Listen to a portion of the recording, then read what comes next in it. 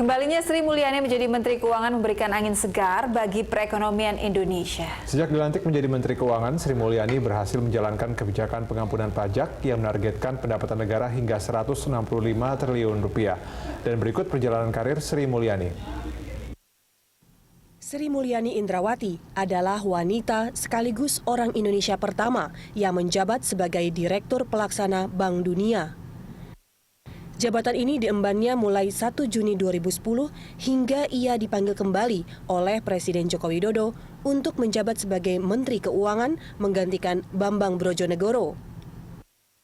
Sri Mulyani mulai menjabat Menkyu lagi sejak 27 Juli 2016. Yang disampaikan Bapak Presiden adalah yang disampaikan kepada saya, bahwa bagaimana kita bersama-sama di dalam kabinet di bawah kepemimpinan Bapak Presiden untuk bisa menggunakan seluruh instrumen pemerintah, baik dari sisi anggaran, baik dari sisi kebijakan, baik dari sisi langkah-langkah yang bisa mengakselerasi kegiatan ekonomi, sehingga ekonomi kita bisa bertahan dari guncangan atau dari tekanan, terutama dari lingkungan global yang sangat sulit saat ini.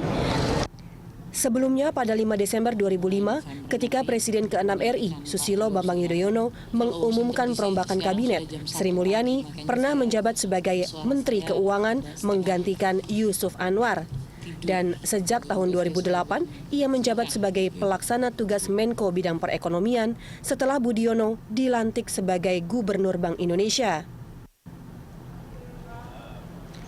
Awal karir sebagai Menteri Keuangan, Sri Mulyani telah membuat kebijakan yang sangat fenomenal, yaitu teks amnesti atau pengampunan pajak.